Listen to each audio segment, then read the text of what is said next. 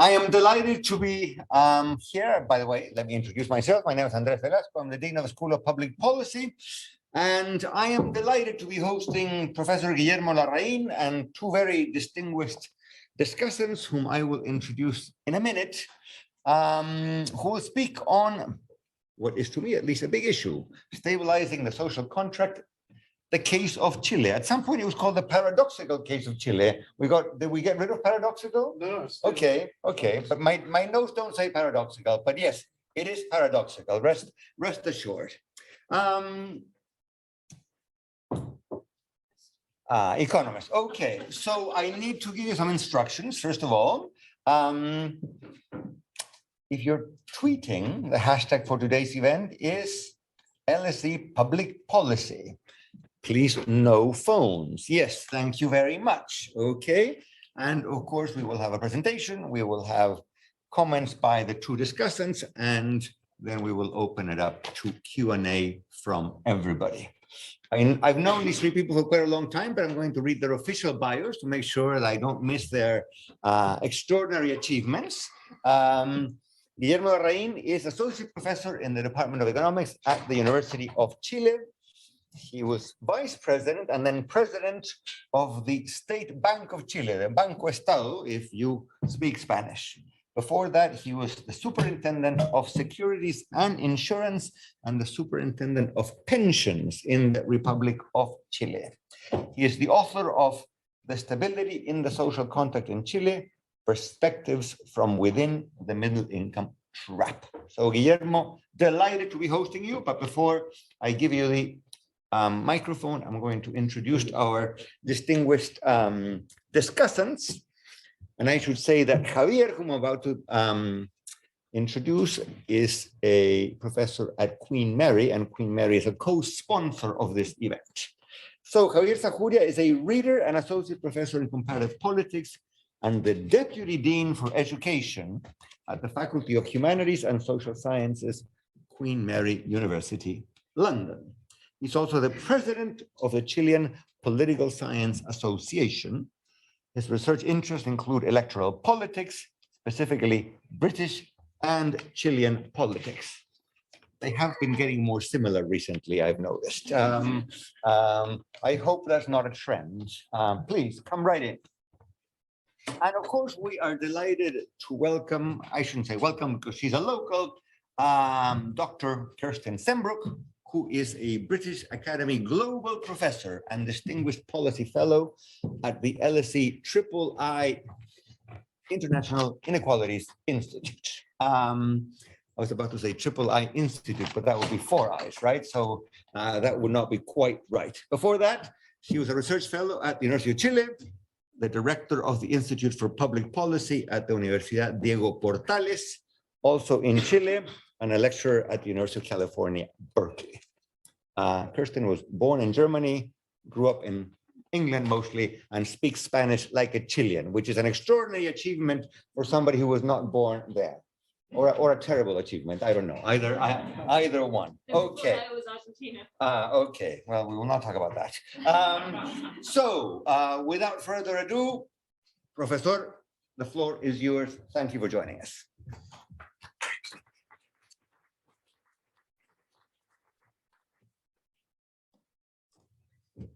Okay, so thank you very much, Andrés, for the presentation, and thank you all of you for being here. I'm very honored to be in this room and with so many people. I hope that the presentation will be of interest for you. I should say that when I was superintendent of securities and insurance, I had a boss, and my boss is here present. Imagine, Joe, who was my boss? And it was a great time that I enjoy working with you, Andrés. I'm happy to be here now that you are dean at LSE. So I will talk about the paradoxical situation that Chile has lived in the last several years. And I titled this Building More Stable Contracts, because I believe that we should all try to build more stable social contracts, and therefore the Chilean experience can help in this regard. So Chile was a kind of quiet place in which we produced wine and we enjoyed the sun, and there was some snow on the mountains and everything was perfectly well. And suddenly, one October of 2019, something happened and people started destroying the metro, which is the jewel crown of the public sector in Chile. They started destroying the metro station, 77 stations in Santiago that were partially destroyed over one weekend. The center of Santiago was basically 12 were fully destroyed. 12 were fully destroyed, and the center of Santiago was basically a kind of battlefield, not only over that weekend, but for the next 3 months, in which there were every day, not just manifestation, demonstrations, violent destruction, people that lost their eyes, their eyes, and a lot of people, some people that died in that process, and all that was to some extent institutionalized. To be more clear, in order to institutionalize and to give some issue to that extreme social conflict, there was this the parliament enacted a conventional process. And there you have in the left hand side at the bottom the inauguration of that convention.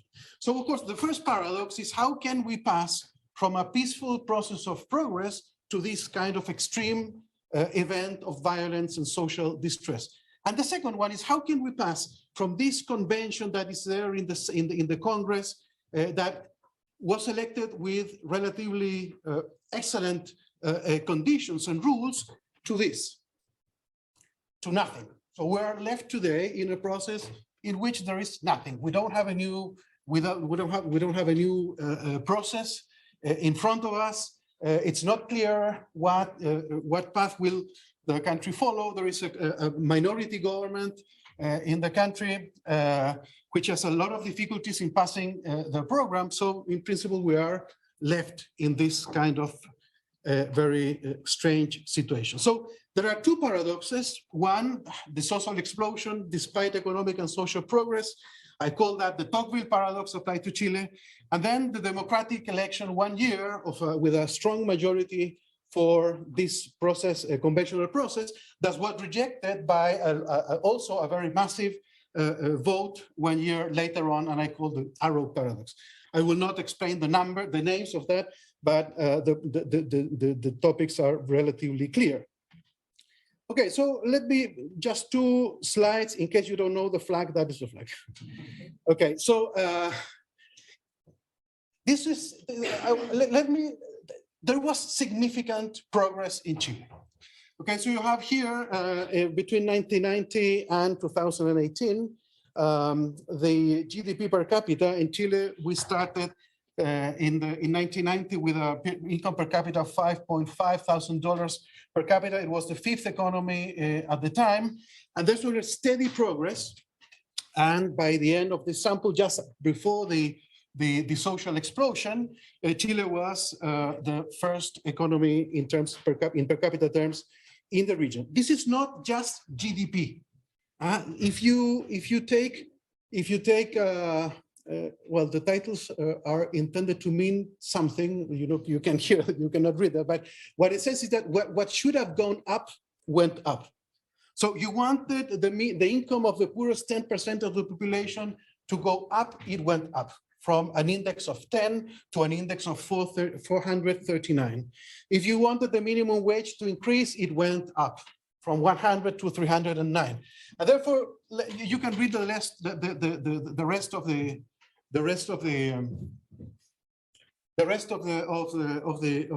information that is there. And what should have decreased. For example, military spending, that was very, very high after a dictatorship, 3.4% of GDP as spending in the military, it went down to 1.9. And inflation, it was 22, it became in 2018, 2%. So this was not just a matter of GDP. It's not just overall material progress. There was significant progress in social areas, which is very clear in this. So why is that we ended up in this situation? Okay. Well, let me say that In principle, this is because we are trying to understand the world using what could be stated as utilitarian conceptual framework. If there are more goods and means available for consumption, for investment, for the population, we should necessarily be in a better situation, and this is not exactly what is happening. And therefore, I stress the fact that we should try to analyze problems with what I call a contractualist approach. So during several years, we have enormous economic and social progress, and various forms of inequality were risen over the years that put, if you want, some sand in the wheels. This is a term that we use in international finance, sand in the wheels in the process of economic growth. And at some point, that sand of the wheels that has if you want to see the numbers in productivity terms, in GDP growth terms, there is a steady decrease in those numbers. So at some point, these various forms of inequality started really blocking economic progress. So how can we enlarge our understanding of what happened? What I did here is a very simple exercise. Because I was superintendent of securities and commission, then I worked a lot with private contracts. So what if we try to analyze the social contract, trying to understand why private contracts are voluntarily broken, in the terms that there is disloyalty to the original terms in which those contracts were underwritten. And when you look at different dimensions of this, you end up with 4 general ways by which people is disloyal to the initial terms of the contract. Inequalities in the distribution of burdens. For example, if you have a company that is making transactions with related parties, and therefore the majority shareholder of the company holds a larger proportion of the benefit, when the rest of the shareholders will complain, because there is a distributional problem in that contract that will induce that contract will be broken. And you can also discuss inequalities of burdens, inequalities in the distribution of risks, and exclusions. So what I tried is to use these 4 very broad terms that explain how a private contract can be voluntarily broken to understand what happened in Chile in the last several years. So I will speak not of the 4 because we don't have enough time. I will explain 2 of these dimensions. And I will start by exclusions and segregations. And in particular, regarding one very specific element, which is very important for the life of everyone, not just in Chile, but in any country, which is social rights. In social rights, as I said, there were improvements in coverage, significant improvements in coverage in all respects, but with a significant financing from families and segregation. Why? The explanation we gave in a book that I wrote before the Stability of the Social Contract, which was called The Other Model, blamed to some extent or gave a lot of responsibility to the emphasis that the Chilean social policy had in using market forces as a means of organizing the allocation of social rights. And this excess emphasis on market forces induced some different forms of segregation or excessive burden in financing terms to families. You can see that in many respects. I have some slides here on education. For example, here you have total education, the total spending in education that Chile has compared with many countries in the OECD, and Chile is one of the countries that is spending the most in primary to post-secondary education, but it's the country which is spending the most in terms of education in tertiary education, in terms, of course, of GDP. And the bulk of that is basically financed by private effort. It's families that are paying, that are using a lot of their income for financing education in the case of tertiary education in Chile. And in primary to post-secondary education is the same. a lot of the effort of the families is devoted to financing this. The other side of the coin is that Between the red and the blue and the white? no, because it was Germany, because I made the same I made the same presentation in Germany some days ago, and I didn't change the slide. Sorry, I should have put the UK as a benchmark, but I used German. Okay. So that's private spending. Therefore, in tertiary education, Chile is the country within the OECD that is spending the most in tertiary education, and is the third in terms of primary to post-secondary non-tertiary education. So a lot of spending in this finance basically by families. Now, when you go to the outcomes of this, there is a lot of evidence on this. I put this because it's a very provocative chart made by Sajuria and Echenique 2012, so it's not too updated, but it shows more or less the story. The story is that you have the metro line, line one, it goes across Santiago from east to west, and there is a very strong correlation, so you may see between the location, the difference between the distance between the different metro stations with the center of Santiago and or the neighborhoods in which there is more rich people, and the achievements by measured by this SIMSE test, which it's basically tries to identify the quality of education for kids in fourth grade. So a lot of effort from on the families, and the distribution of that effort is extremely correlated with the income of those same families. So if you could eventually say that the statement that the educational system should, to some extent, level the playing field among children is, to some extent, put into question. Here you have the share of out-of-pocket expenditure, and then I have Chile, as you see, is the country. I'm not sure was the first or one of the. I believe it's the first one in terms of the expenditure of out of the pocket in terms of healthcare. This has to do with different expenditures that are made by families in attaining medical attention. 30% of the total expenditure? Yes, exactly. Okay, so let me talk about risk. I attach a lot of importance to this point.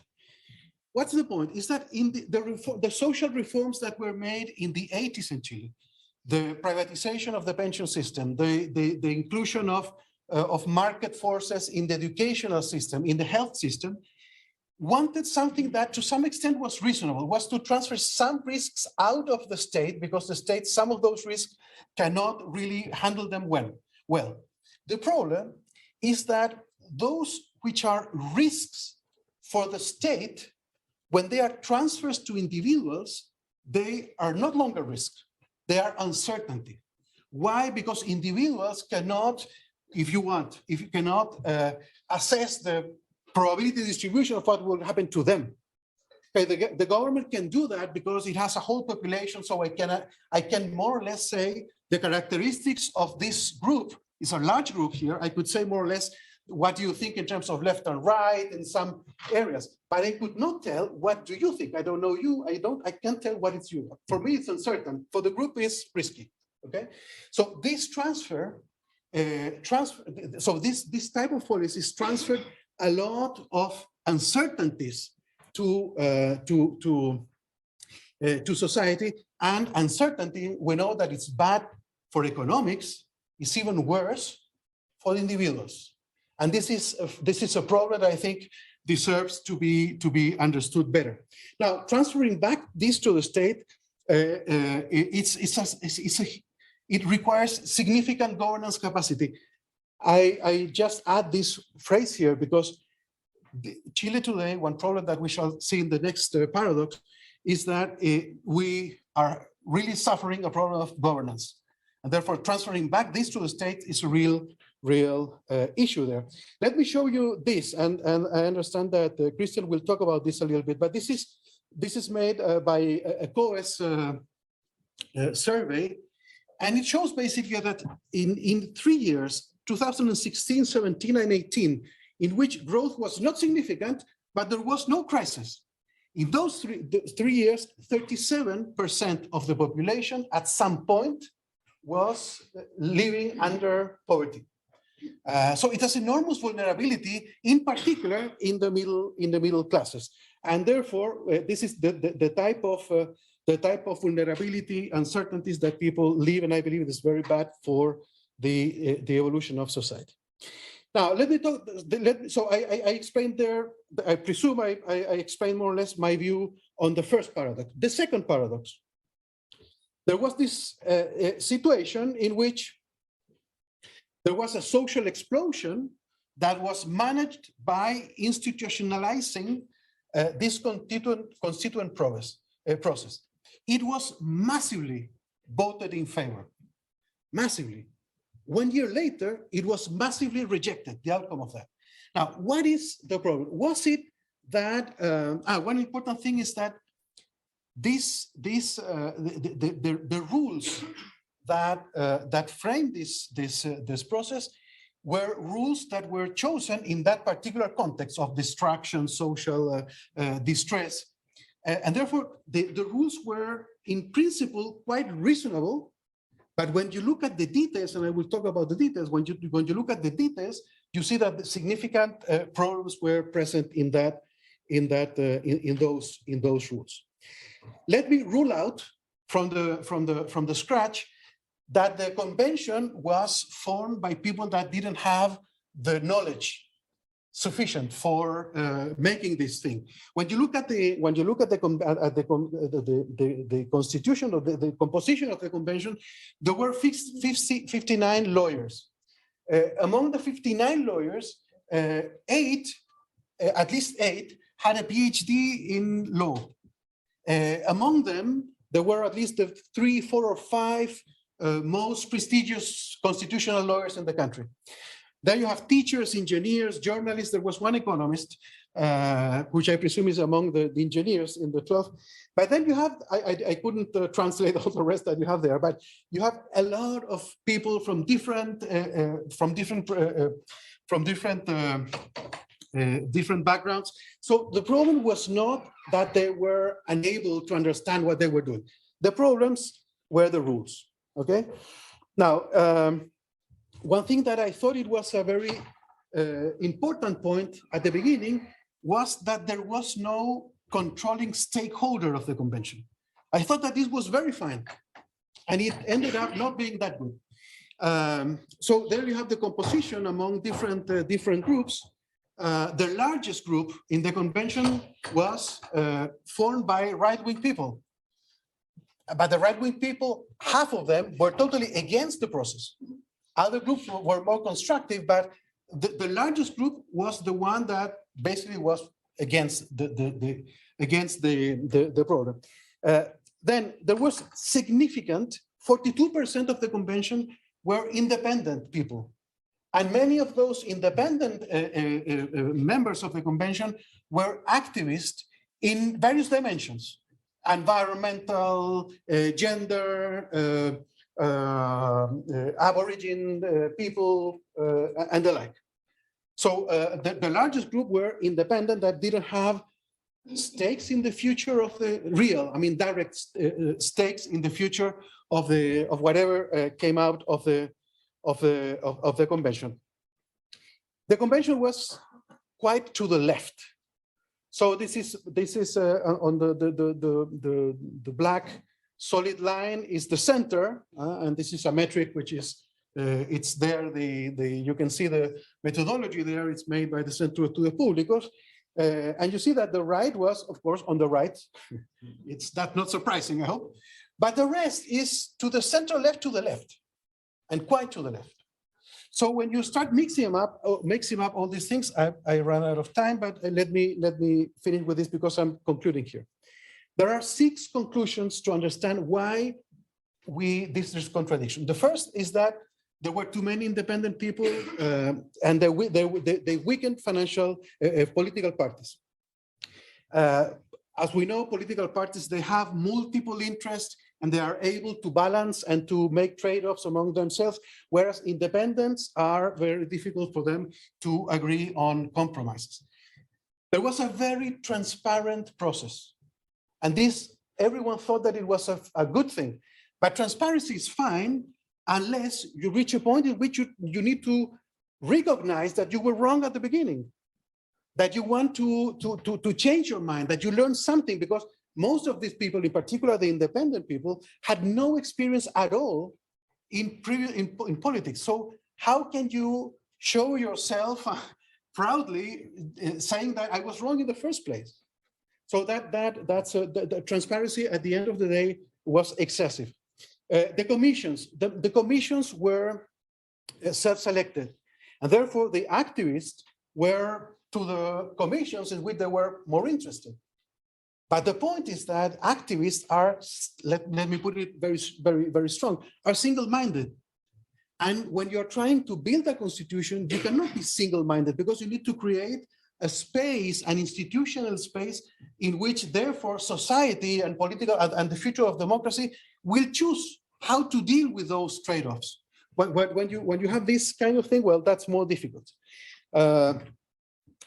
Activists also proposed topics that Chile was not prepared at all to discuss before they were, because they were totally new. And the clearest case is that they proposed that Chile should become a plurinational country.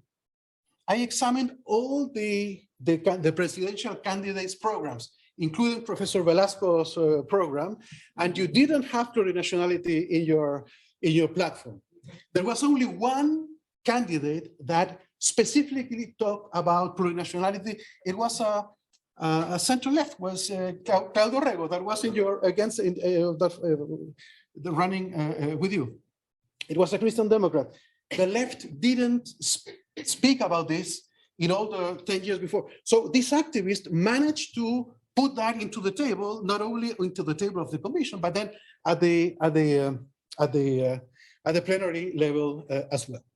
The right was underrepresented, and the left could not see that this underrepresentation harmed the capacity of the convention to reach reasonable agreements. They thought that the right was, to some extent, beaten and forever, and that's not true. The right in Chile has basically more than 35% of the vote, and here they had basically 24. And fragmentation. The fragmentation in the convention, as I showed, was significantly and increased over time. There was a lot between the right. There were two groups between the Lista del Apruebo, two groups. The independent candidates, Lista del Pueblo, spread also in several groups. So without majority leadership and any counterweight to handle this, we had to rely only in the self-restraint of some large, so to speak, large groups in the left, and that didn't work. So we ended up with the most kind of extreme positions being there that didn't match exactly what the country was expecting from this. So I leave this there, so you can, it's basically the abstract of what I just said, and thank you very much.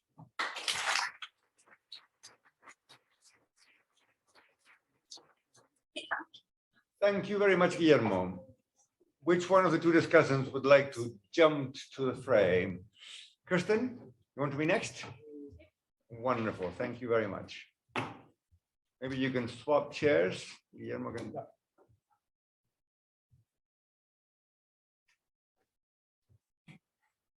Oh, thank you. That was very enlightening for somebody who no longer follows Chile on a day-to-day basis.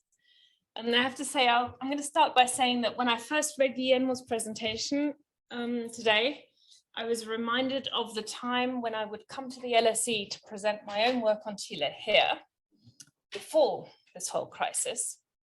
And there would inevitably be people in the audience who would say, we've got all of those problems in the UK as well. To which I would respond, yeah, but Chile, it's a different ball, it's a different extent, and it's more, and etc. And as Andrés was saying, these developments are sort of converging. And now I'm on the UK side, of course, and I'm reading Guillermo's presentation, and my instinctive reaction is, yeah, it's just like the UK. So either that's a sign of convergence or No letters. to Chile.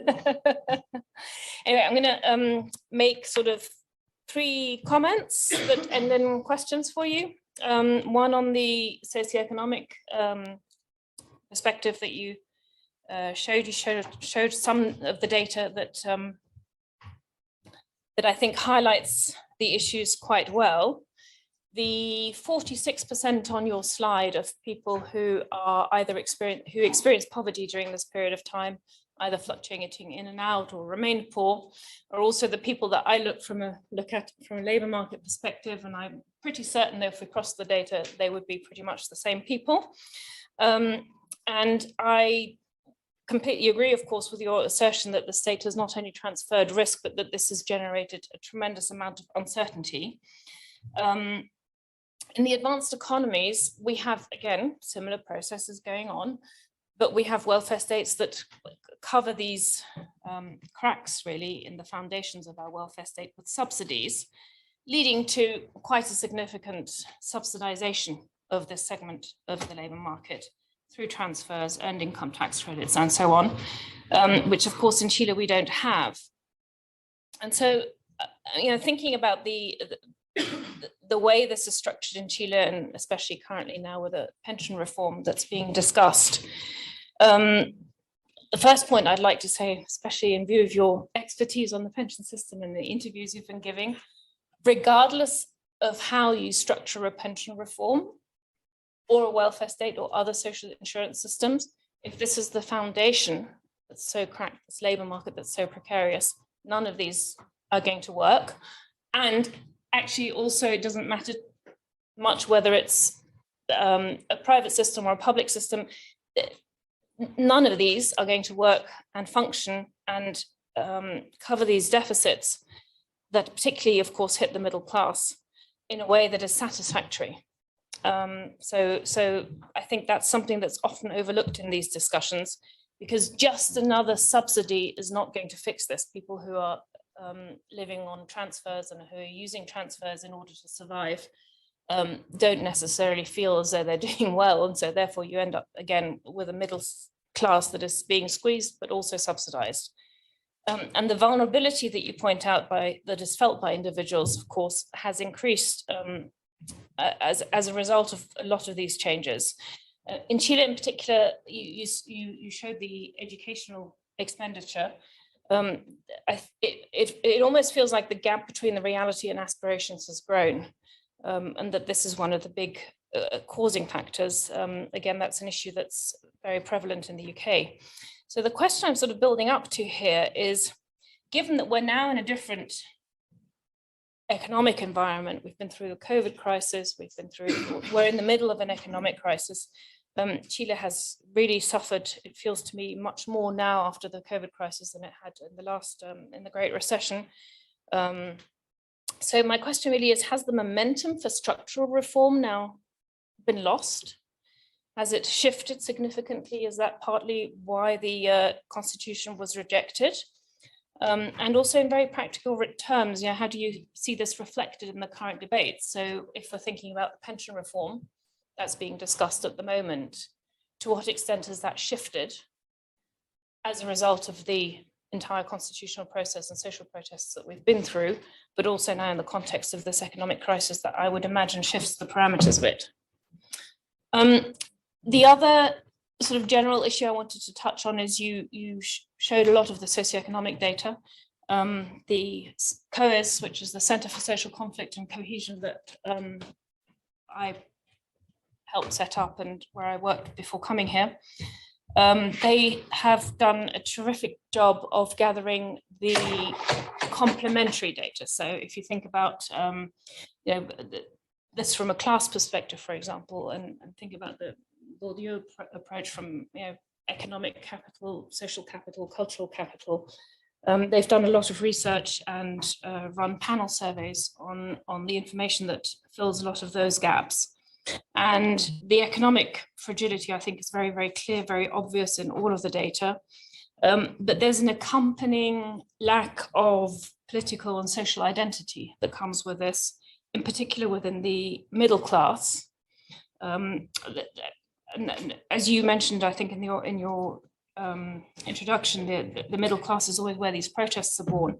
And from the data that we have, where we track the protests, who participated in them, where were the hotspots, and how many people participated in these protests, and that, incidentally, for the audience, the proportion of Chileans who participated in some shape or form in the protests is extremely high. It's somewhere around the region of 80%. Not everybody to the same extent, but everybody at some point participated in some shape or form. Or had, and of course also had family members and friends who participated. So that was really a phenomenon that started in the middle classes and in the student movement, but of course ended up spreading to the whole of society.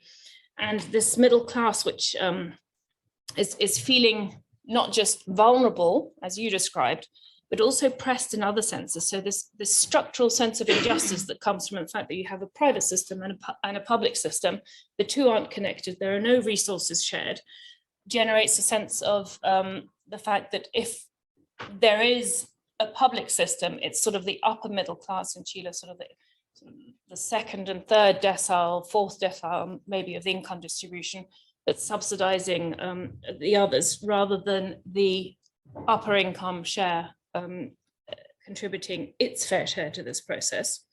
But there are also many, there's a lot of evidence that came out about how people are feeling that they're being treated. So it's not just that you have a separate system where public and private services are separated, but it's also that the person who's going to a public hospital is treated differently and feels humiliated. I remember my own fieldwork in Chile, the word I most often heard, or that I've never really heard before, to the same extent, is when you interviewed people from who thought of themselves as lower middle class or working class, this perpetual sense of humiliation about how they were being treated by society, by public services, by politics, and so on. And these sort of class distinctions, of course, interact with new intergroup relations, which are increasingly becoming complicated, such as migrants, the ethnic issues, especially the violence that's sort of coming out in the South, and the existing frameworks that we have for thinking about social class and how this all interacts are a bit complex in terms of how this interplay between traditional social classes that we tend to think about as sociologists from a more traditional perspective interact with these new phenomena, because also some of them are very new. So those of you who don't know Chile very well, migration has shot up within a period of the last 5 years, 6 years. The amount of migrants who have come to Chile are extraordinary. And so those are very unusual and destabilizing phenomena. I don't think we've even begun to see the results of that in the long term. So again, this is all shaping this process. And my question to you is how you see these tensions between these aspirations of these various different social classes and the horizontal inequalities that we also saw very clearly in the constitutional process interact going forwards. So we had, representatives, as you said, activists from the various different groups. So how is this going to be managed going forwards? And again, I think the impact of the COVID crisis and the current economic crisis on the constitutional process, I think, is an interesting question to sort of think about. Are people going to, is the current economic setting going to make people even more risk averse, more averse to change going forwards? And in terms of our, sort of just very finally to conclude, whether we're thinking about social contracts or welfare state or utilitarian approaches from economics to why this may be happening in the paradox, it feels to me increasingly that in this incredibly complex constellation of crises that we're living through, so COVID, globalization, international conflicts, climate change, all these insecurities that are coming together and that are also hitting this squeezed middle class,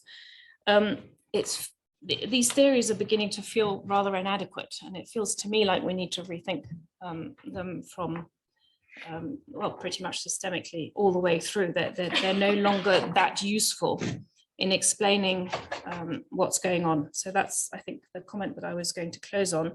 My key question really in this context of having to rethink how we approach these issues is what are the lessons from Chile. So especially in the UK, where things are heading in a not too dissimilar direction sometimes. Thank you very much, Kirsten.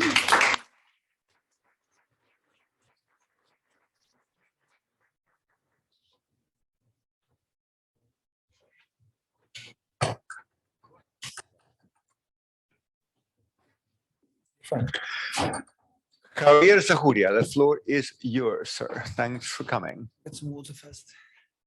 All right. So it's great that Kirsten was before me, because all my stuff about kind of people being feeling vulnerable and the changes in the middle class, I can just kind of take it off. I think that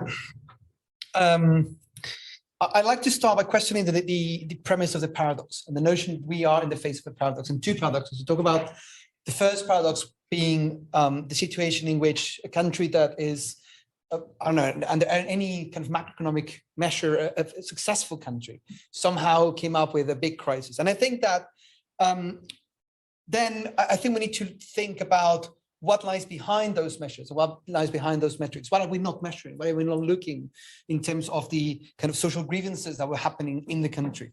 I usually, when someone comes to me and say, oh, but all the indicators show that things should go in a certain direction, that they don't go in that direction, my first initial thought is, well, that's a measurement problem, right? So you're measuring things, or you're not looking at the right thing. You're not looking at the social process happening. So the first question I want to put to you is there a chance that this is not a paradox in light of what we know now, right? In light of all the information we have, the causes of the kind of social rights in 2019, how things have progressed, can we actually speak of a paradox? Or maybe it's something else that goes kind of, and I want to rehearse an explanation that a lot of these social contracts you were mentioning were made at the elite level.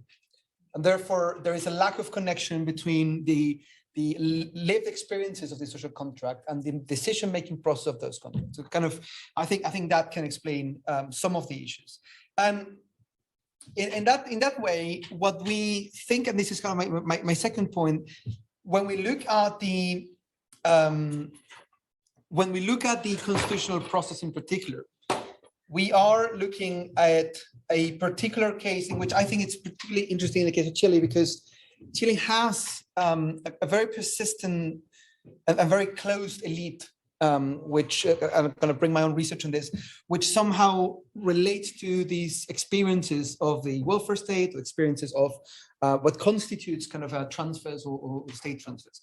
Let me give you some basic examples. You put up the slide on private expenditure on education, so kind of secondary and primary education in particular. There's this interesting survey that came out from COES, actually, from my colleagues, Larrain and Andrés, which is an elite survey. And we're working on a book from that survey. That's kind of so fresh in my memory. And when you ask people, members of the Chilean elite, the economic, cultural, and political elite, where did their parents study? Under a third of them will say that they studied in a private school. When you ask them about themselves, half of them studied in a private school. And usually in the same 7-8 schools in Santiago, in the eastern region of the city. When you ask, where are the kids studying? 82% are studying in private schools, right? So what we see is an elite that is continuously closing the barriers, very kind of Bourdieu approach, kind of elite closure at its best. And I think that a lot of the processes that happen can be explained or somehow related to this particular example. And you probably will tell me, well, in the UK, you have like an upper class, which is absolutely unreachable. And it's true. It's absolutely true. But as someone who studies political elites, I can tell you the political elite in Chile is much less diverse than the political elite in the UK. And the business elite is less diverse than the. So it's kind of, I mean, yes, Britain is not a particular case of egalitarian society. However, I think the comparison is a bit unfair. Going into the question of the social contract and the inequalities and the different exclusions, I think that one element we're missing is the question about structures, and we talked about this before this talk. I'm not a structuralist in any way, but I do have the opportunity to work with a lot of them, so I kind of learned a lot about it. And when you think about inequality, you tend to look at it some sort of as a sort of continuum process in which people move around income scales, and therefore there are kind of some opportunities for people to move around and to kind of improve their position in this sort of interesting scale. And that's also a measurement issue. However, when we think about the social contract, we have this notion that any contract needs to be, well, starts from the premise that we are amongst equals. That we are able to negotiate the terms of this contract, which we never do because kind of social contract theory, it's some sort of a fictitious process. But in a way, we are in the idea that we can actually negotiate this social contract in a kind of in a notion of equal standing, which is not true.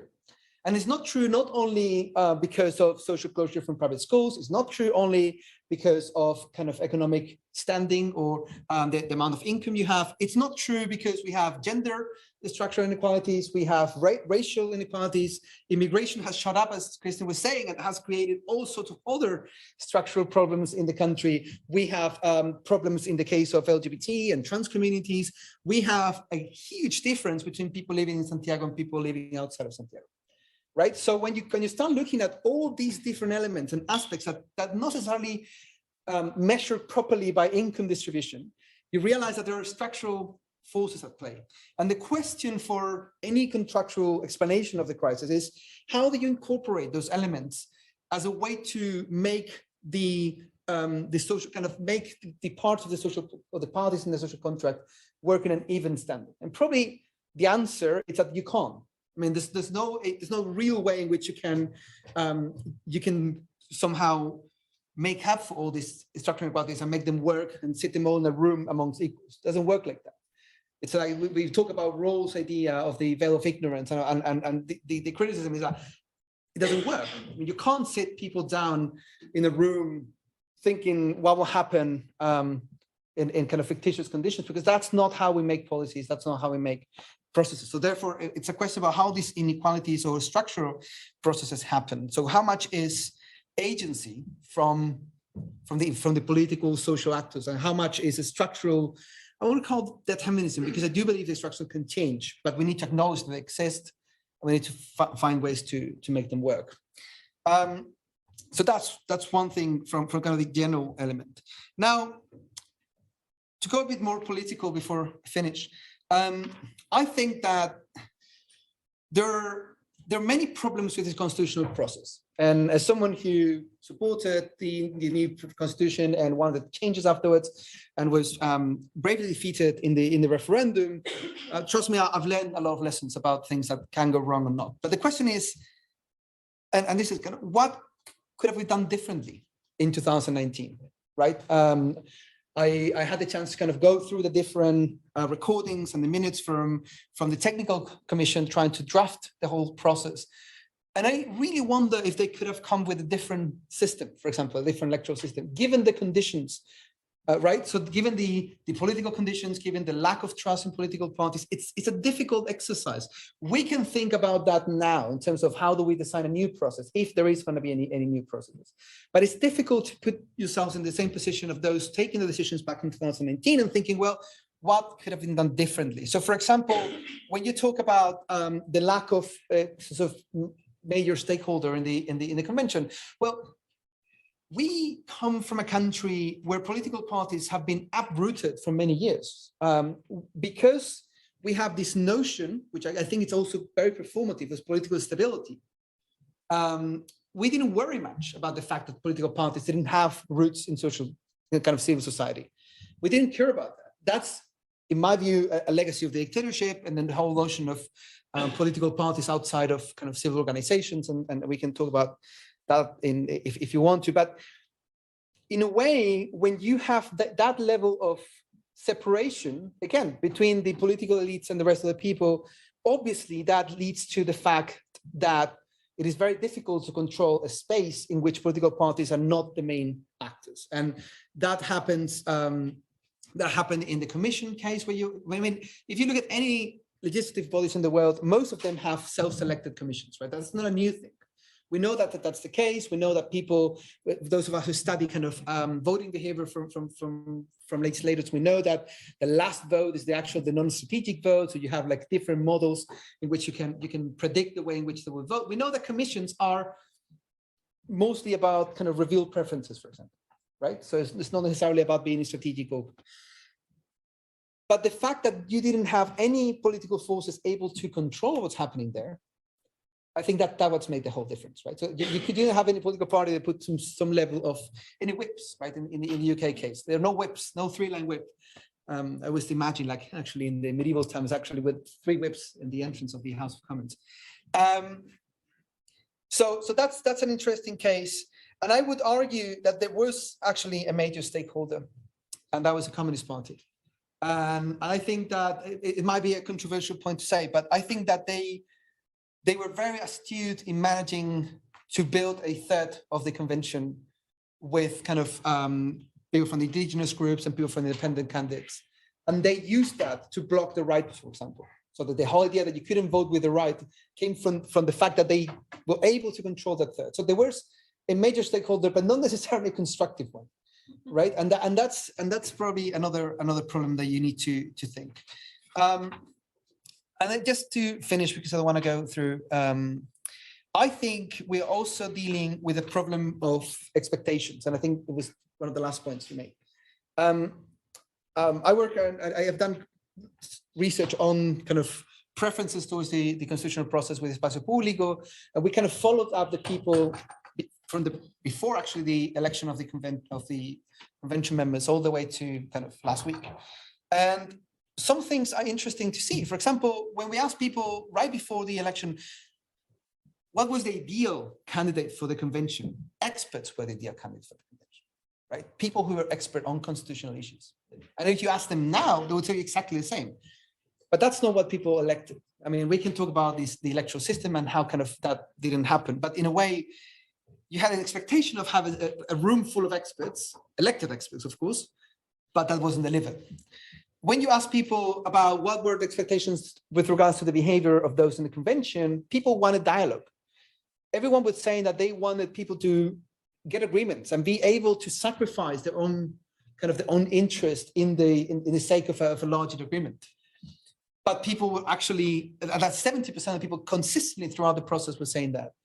But then around the same amount of people were saying that's not what the convention is doing, right? So it's a huge gap between the expectations from citizens and the way in which the behavior of the elected representatives were doing. So I think we have this problem of expectations, which I link it to all the way from elite level closure, lack of social roots from political parties and any organizations, to be fair, all the way into this process. So I think we're going through a lot of different problems, structural problems, and based on that, leave it there.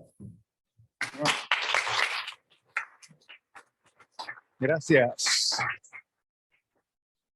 So how do we do this? Do we all sit in here in front and we get to pontificate and take questions? Please.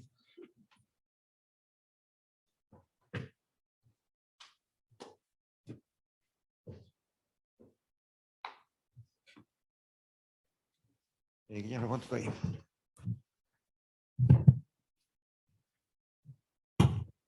One discuss here, one discuss there. We changed the Zoom screen or not? Yeah. Caro, can we maybe just get that out?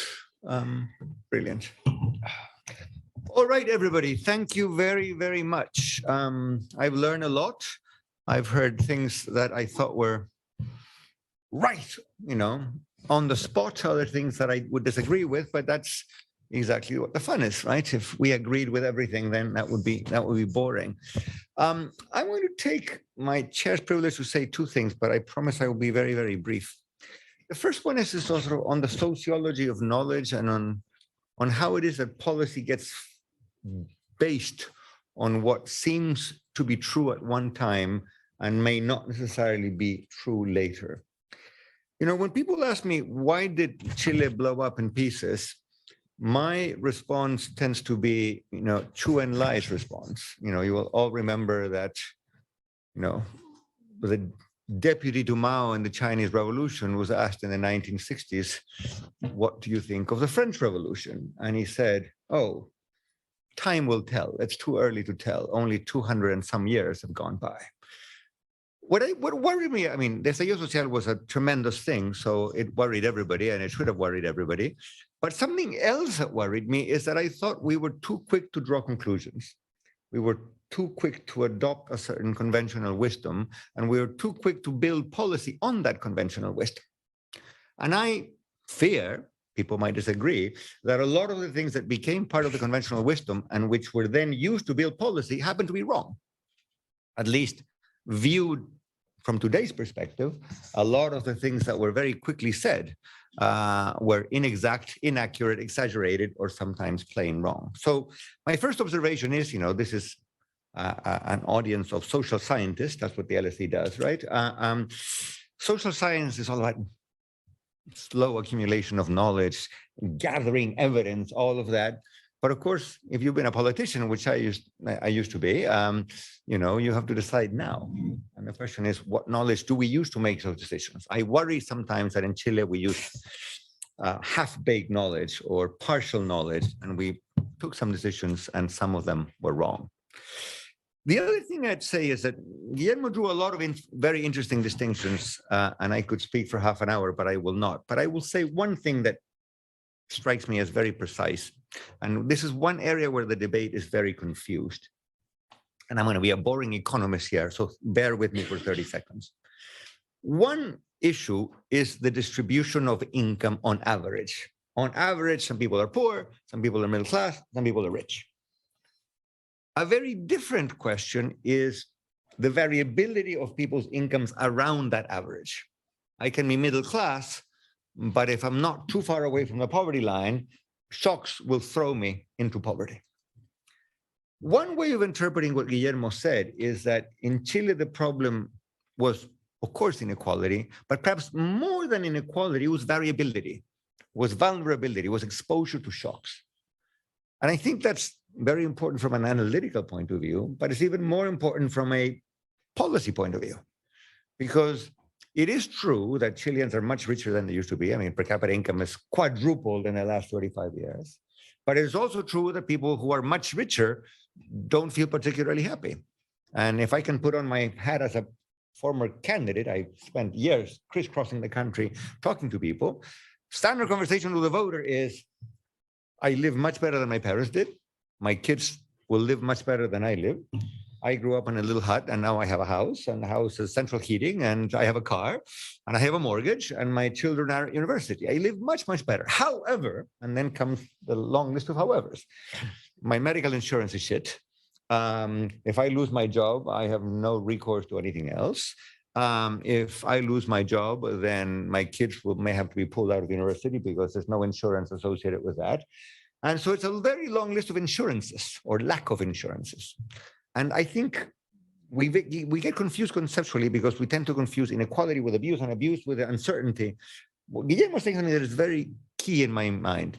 A lot of discussion ought to be about uncertainty or risk. I don't want to get into that technical discussion. People feel richer, but they feel desprotegidos. What's the proper English word for that? Unprotected. That doesn't, unprotected is used to talk about sex much of the time, and I'm not going to do that. So not unprotected, they are uninsured, shall we say that? They are not covered by insurance. And when you've gotten to the middle class, but you feel that you're very, vulnerable to all kinds of shocks, you're rich but unhappy, you're rich but anxious, you're rich but nervous. And that's a very bad state of mind. And if we think in those terms, I think we make some progress in trying to, first of all, understand why people were so upset. And secondly, what it is that we can do about it. I could go on and on and on, but I shall not. I propose that we do the following thing.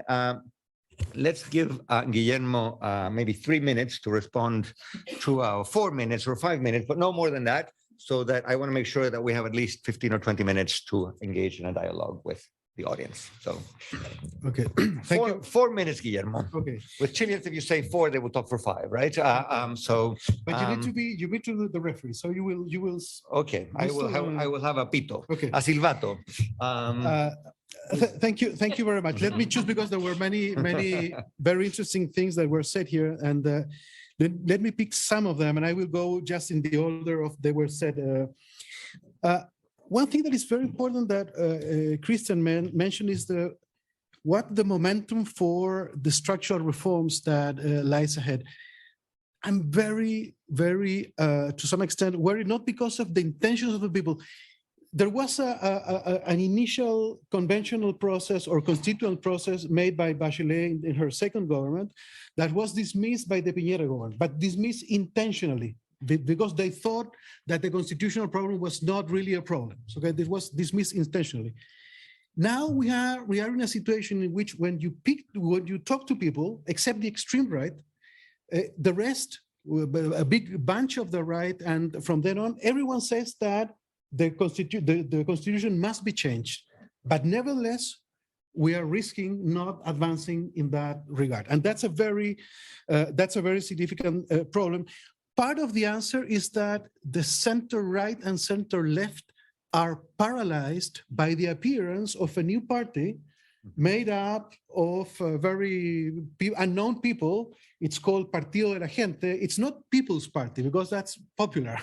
How could you translate? This is out of my 4 minutes. How can we translate?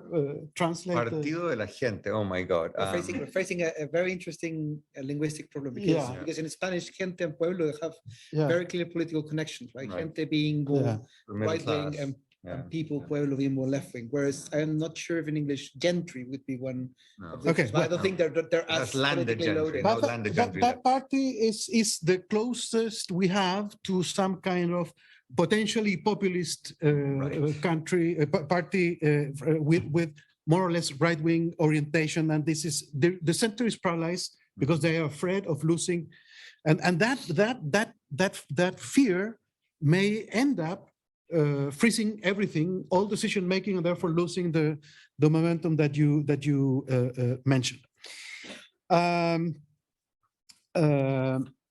Now, on what Javier mentioned, I believe that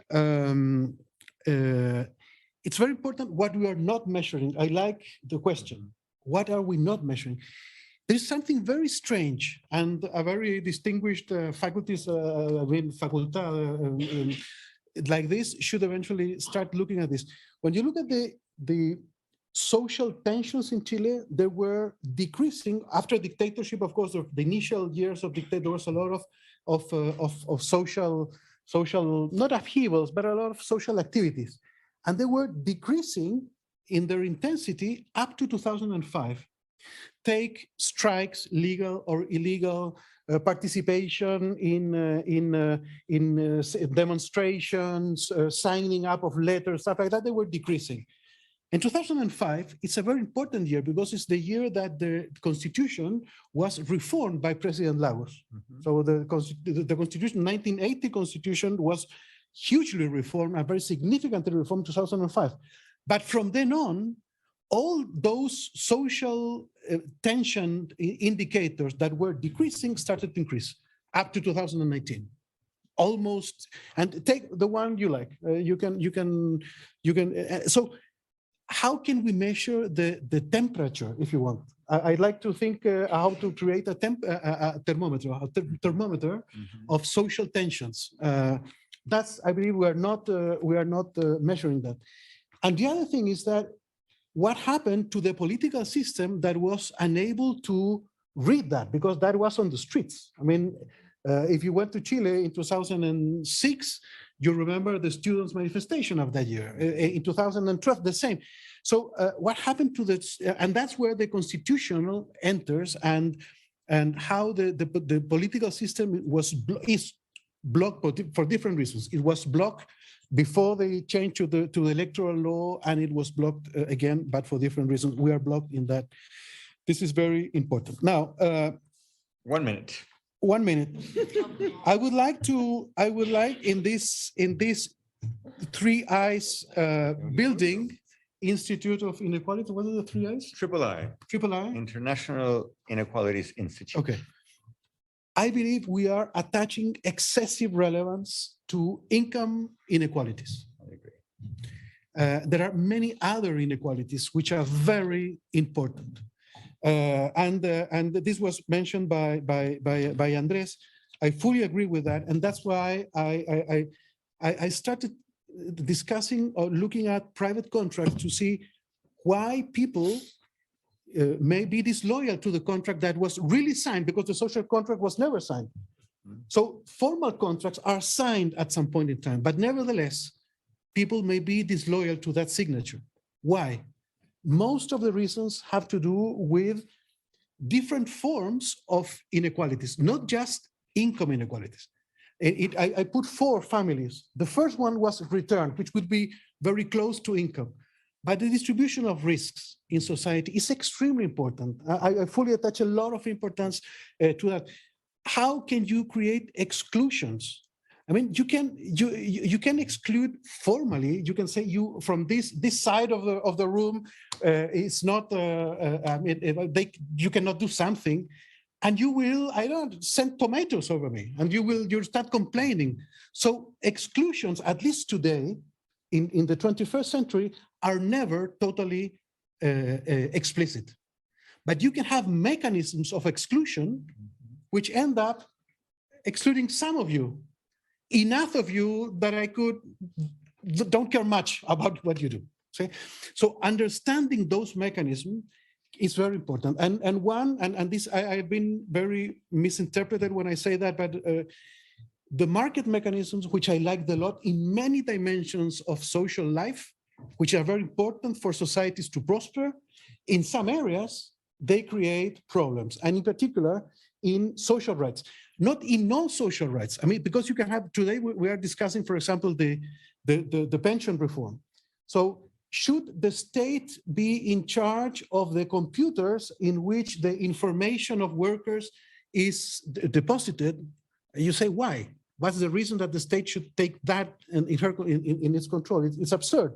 That can be a private enterprise that can do that. It's just computers and the programs and engineers. You don't care about that. You can easily hand over that to the private sector. Now, the point of touch between the citizen and the pension system, I would rather have as neutral as possible the advice, as neutral as possible of commercial interest that may be linked in that. So that's my final point. I was a little bit longer than 4 minutes, but sorry. We will forgive you. All right, everybody. The high table here has gone on for too long. And now La Gente or the Pueblo, which one, Javier? These are the people, those are the. Okay, okay. The floor is open for both Gente and Pueblo. Who would like to ask, make a comment? Yes, sir. Okay. Thank you very much for the presentation, and I would like to introduce. Oh, sorry, my name is Ignacio Aravena. I'm Chilean too. I'm doing my PhD here now, and I would like to introduce another paradox, because there's been a huge narrative blaming the system, discussing about reforming, aiming to increase expenditure, and as you mentioned, it's not about economic growth. There are other ways of poverty, and well, Andrés, Javier mentioned different issues. Besides being exposed to risk, vulnerabilities, and the fragile middle income class, so on and so forth, the public sector doesn't look like they don't know very well what they are doing too, because if you look at multidimensional poverty, which is mostly related to housing and job access, if you look at the Gini after taxes, then you see that many things haven't changed for a while. So yeah, we can look the economic trends and we can see, okay, we have an unbelievable case of successful, but in the socioeconomic part, then I think we have something that we haven't accomplished yet. So my question then is, what can we do? Because the private sector is not responding to it, but we've been increasing expenditure and the public sector is not doing their work yet. So what's left? How can we move forward on that? I propose we take a few comments and then we go back to the panel. So floor is open again. Mr. Nout back there. Thank you very much for the presentation. It's extremely interesting. I am also Chilean, living abroad for over 20 years, but following closely what's going on in our country. I agree with two questions. I agree with the vulnerability, uncertainty dimension, and the educational one that was stressed, and I think that one is key. I feel that most people discontent is linked with with the fact that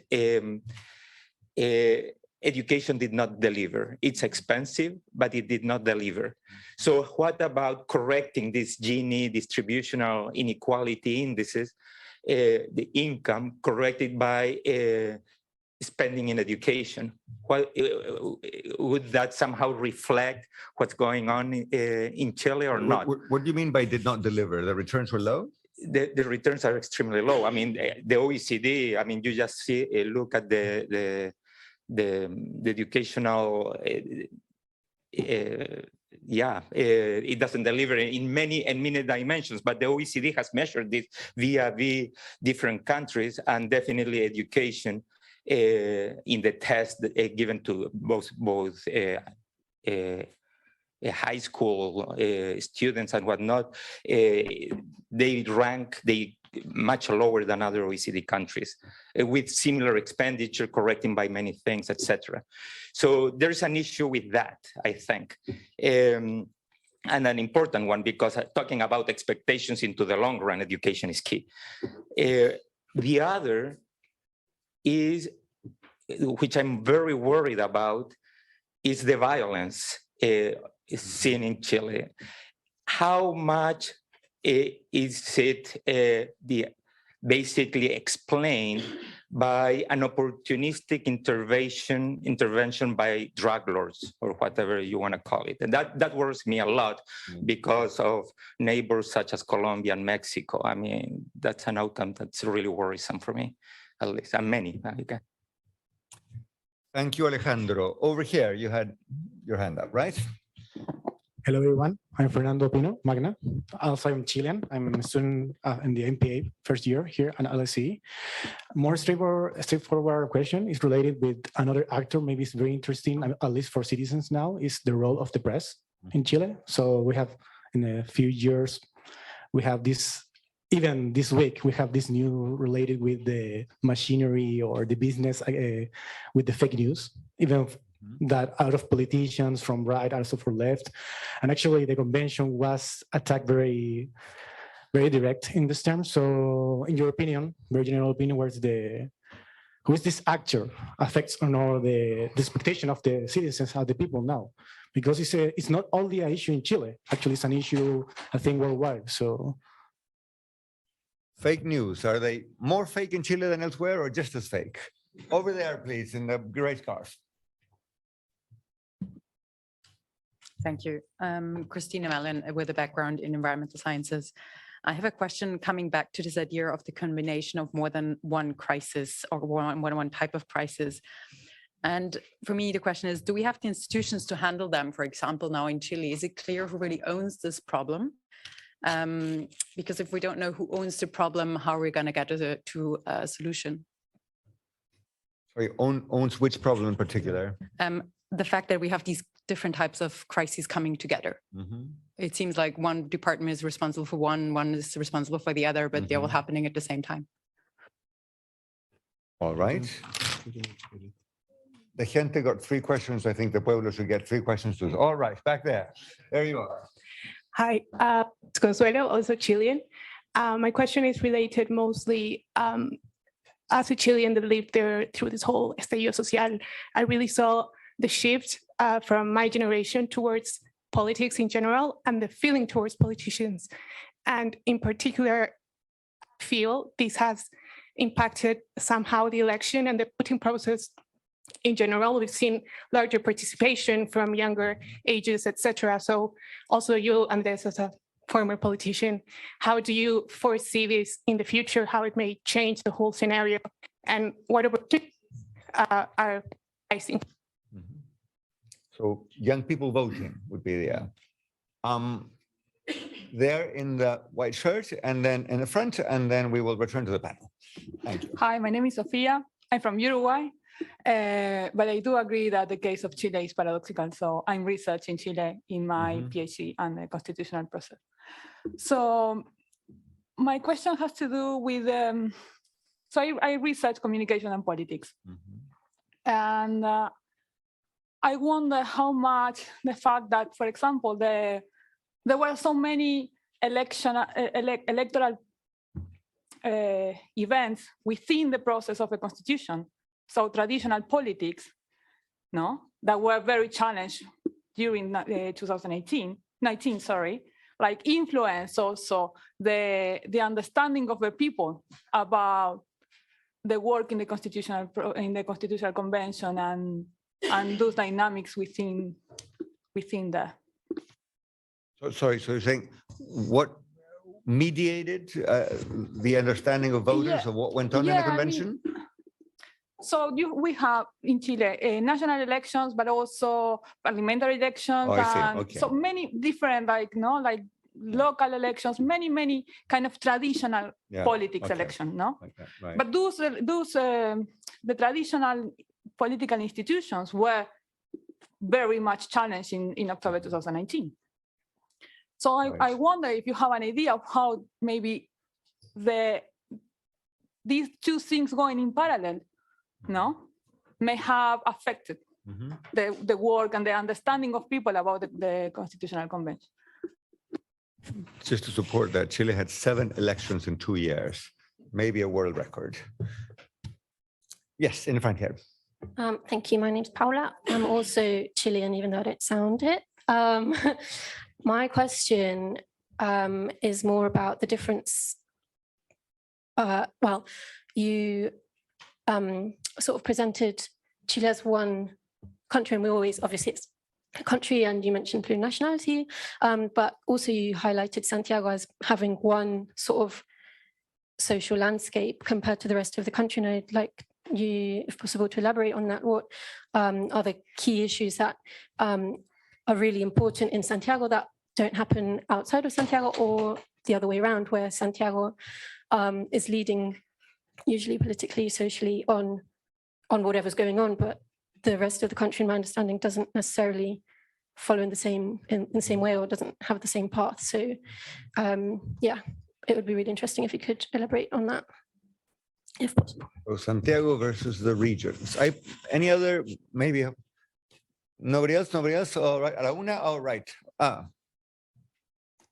All right, Caro, and then over here, and then we go back to the panel. I am not keeping my own promises, shame on me. Question from yes. Zoom. Eli Catherall asks, why did the poorest region of Chile, La Araucanía, where inequality hasn't decreased notably, vote overwhelmingly for the right-wing presidential candidate Cast and also for Rechazo? Very good question. I have my own thesis, but I shall refrain from speaking on this point. Yes, sir. You had the floor. Hello. Thank you for your speeches.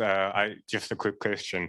You elaborated on the role of and the impact of formal institutions, be it the education system, be it the pension system, and how the private-public differences interact in Chile. I want to ask the role of informal institutions, the socialization of the groups within themselves and among themselves, and the role of the elite and the elite guidance of the majority of the people, and how the informal institutions play out in this context.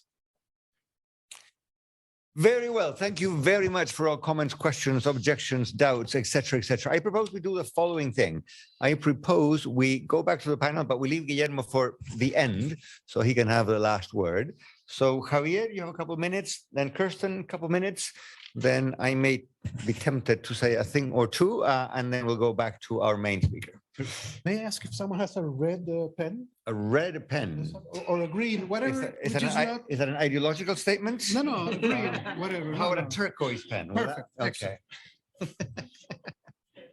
Javier, back to you. Right. I'm going to refrain from talking about Andrés and Guillermo's comments, going straight to the questions. And are we doing enough?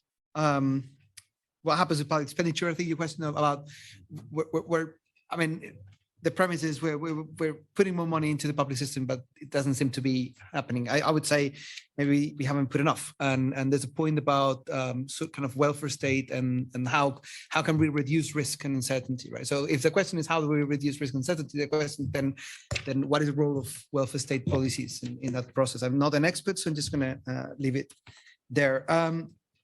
Then in terms of the violence, I think to me it's a big question today in the country, and I think it also relates to the point about what's happening in the Araucanía, and to some extent it will also be related to what's happening in the north, particularly in the areas which are more affected by kind of immigration. I'm not sure about the answer on that, but I think that it's something that we need to take into account, because violence is not only about drug lords and actually if you look at evidence, drug lords usually prefer, I mean, they rule through violence, but they don't want chaos, right? They want some sort of level of formality in order to operate. So I think we're seeing a different expression of this particular problem. So yeah. Then the question about the media, I mean, as someone who does research on misinformation, I'm always very skeptical about blaming the media about everything, mostly because we know a lot about media behavior over the years, and it hasn't changed much in many aspects. So media ownership has always been an issue, particularly kind of conservative forces. Rupert Murdoch has been around for many, many years, and also kind of all the media moguls. And if any, the standards that we hold press in many countries have improved over time. I think, though, that new technologies have allowed people to access and to bypass formal media. I mean, even the more we produce regulation, or even not regulation, but in kind of some sort of controls of what media is doing, I would say that technologies have bypassing those elements, right? So we tend to react very clearly when misinformation comes from traditional media, but we don't realize that it's being peddled by a lot of kind of satellite media outlets that are kind of creating it. Who owns the problems? I can't remember who asked the question. I mean, I think that is a question for Chilean elites. And I think it's a very important question. I think that I'm not one of those people that think that it shouldn't be an elite, but I do think that one of the problems in Chile is that there's almost no merit in being in part of the elite, except for people getting elected into office, which there is some merit into it.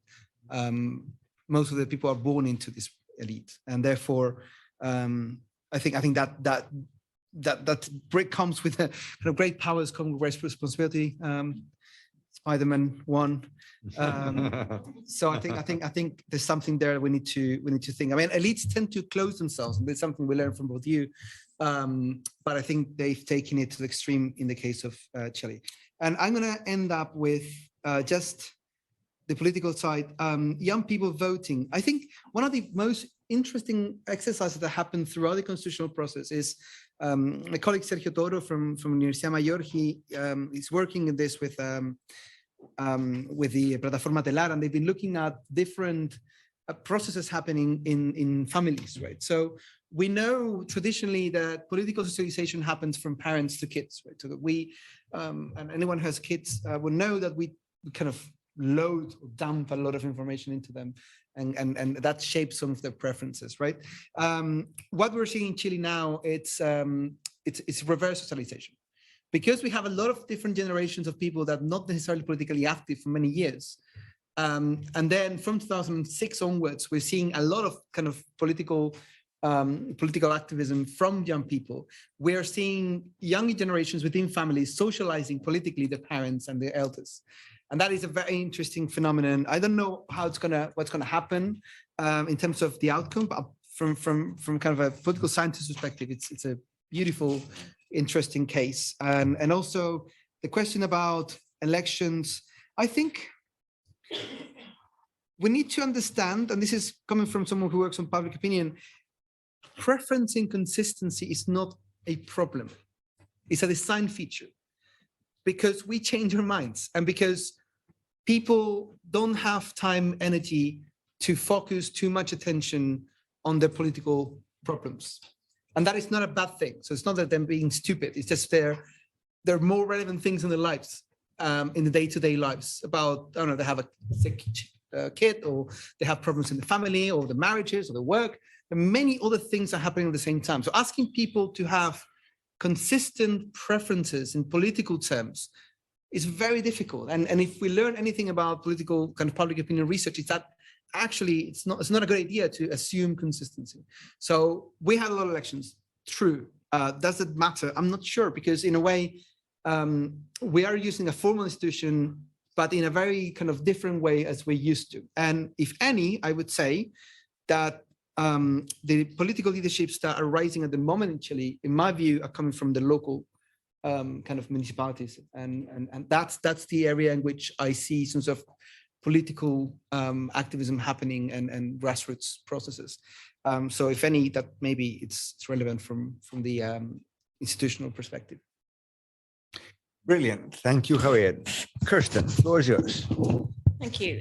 So first of all, thank you to Guillermo for emphasizing the fact that inequalities are indeed multidimensional. But you also asked, what aren't we measuring?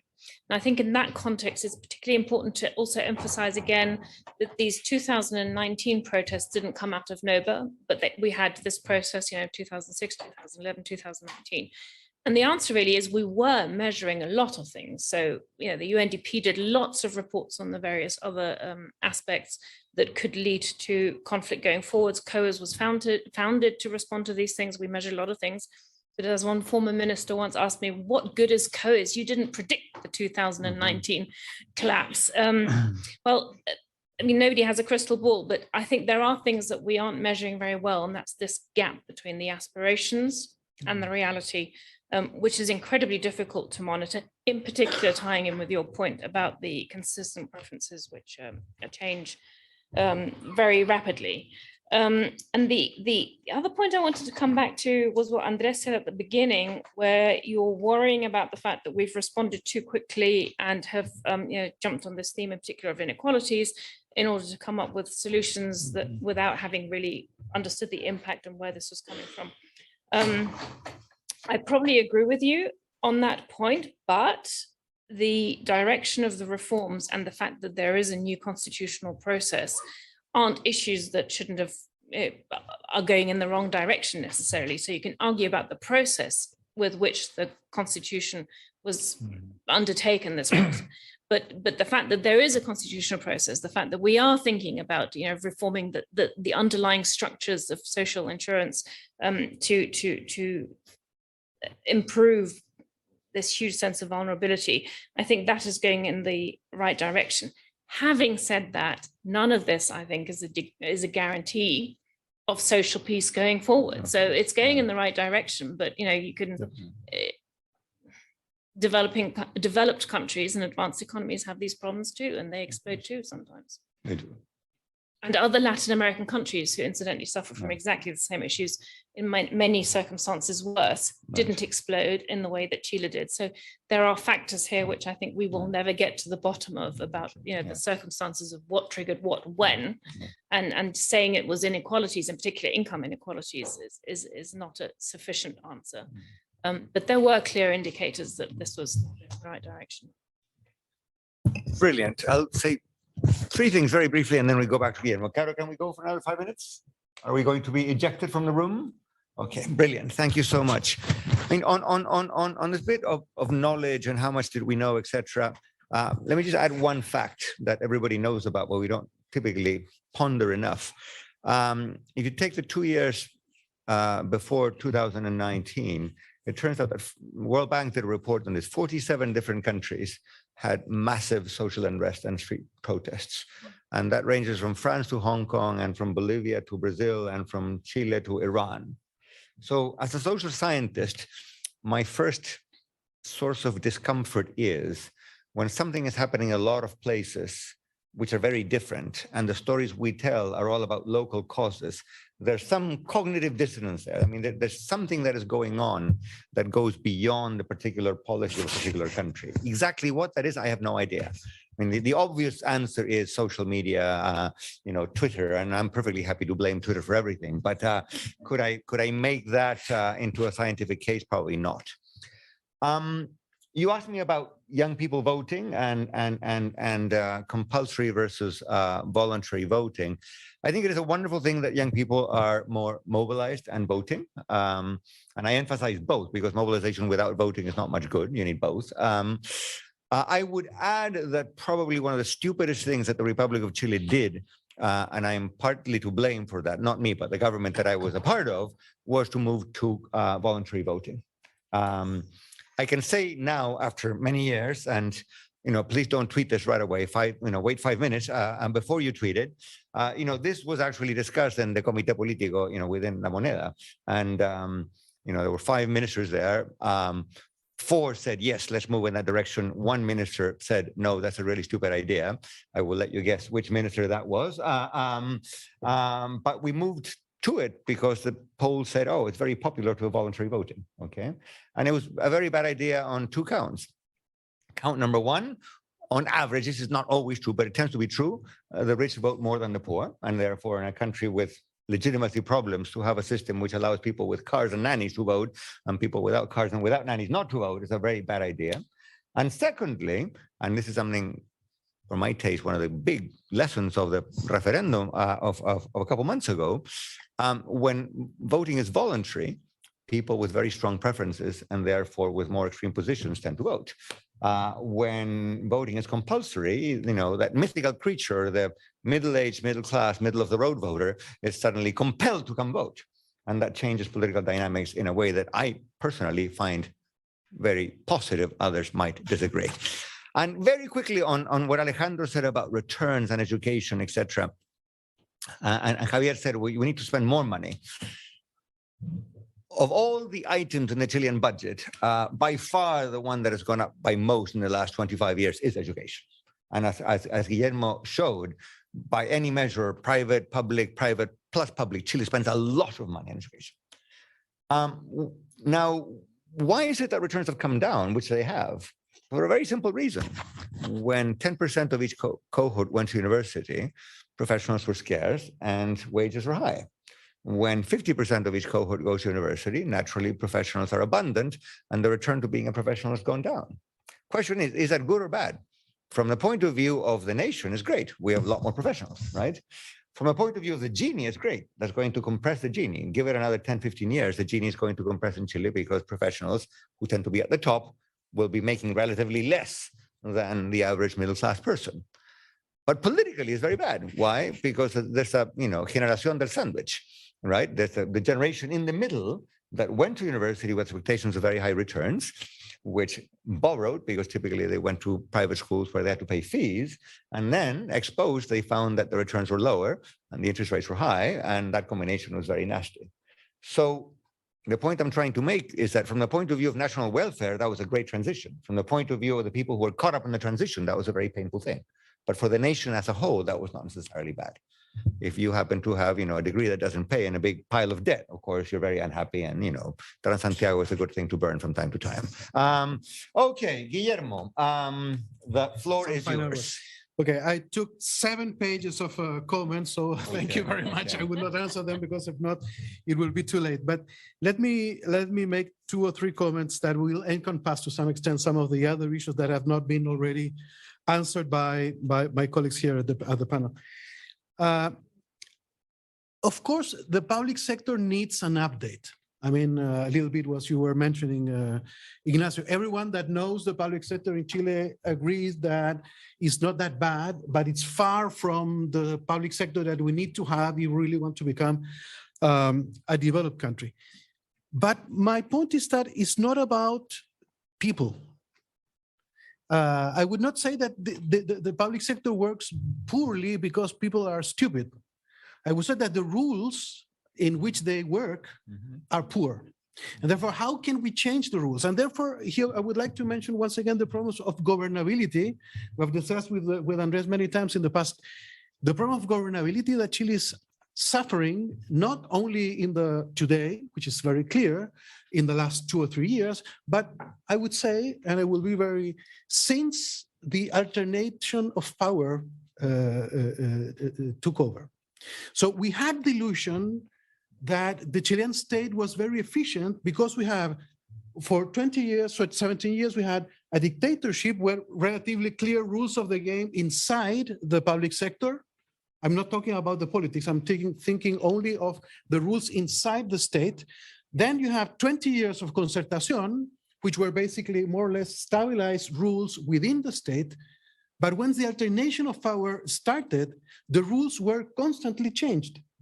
And therefore, people were expelled from higher positions in the government year after year. They started cheating on the nominations of people heading those agencies, and therefore the state lost total the few capacity to really undertake long-term decisions and to stick to those strategic decisions. So my feeling is that we have a real problem with rules, much more than people. I mean, when you look at the staff, the quality of the staff in the government, in many dimensions is very reasonable, I would say.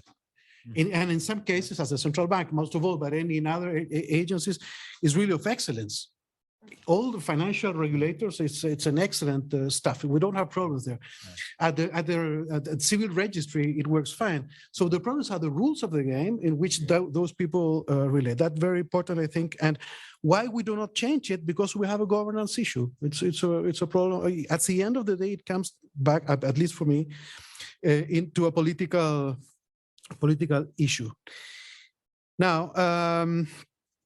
The informal institutions issue appeared twice, and the problem is that informal institutions, we know that, evolve extremely slow, and we cannot really manage how they evolve. So the most we can do is to change formal institutions, which we are already not changing them as fast as we should, but informal institutions are very slow.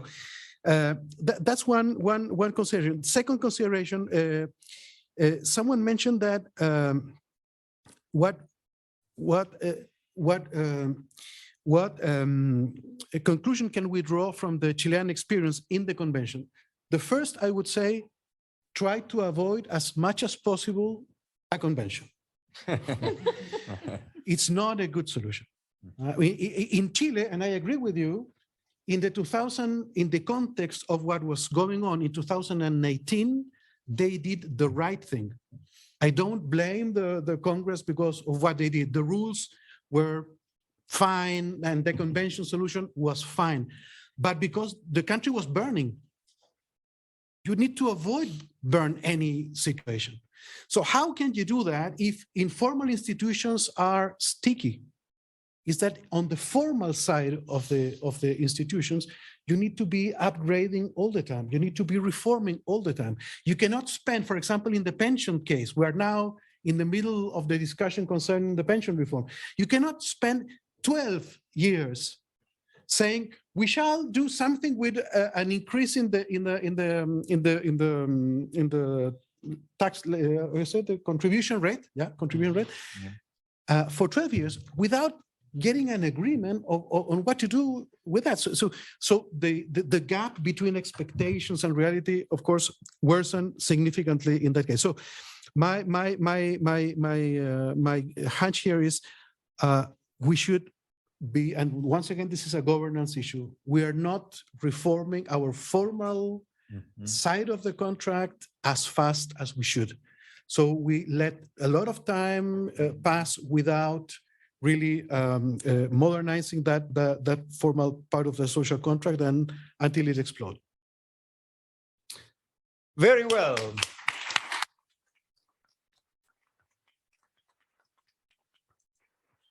So you heard it from Guillermo Larrain. It's not the economy stupid, it's the politics stupid.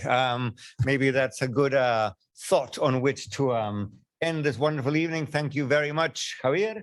Thank you very much, Guillermo. Thank you very much, Kirsten. Thank you very much, everyone who joined. Thank See you soon.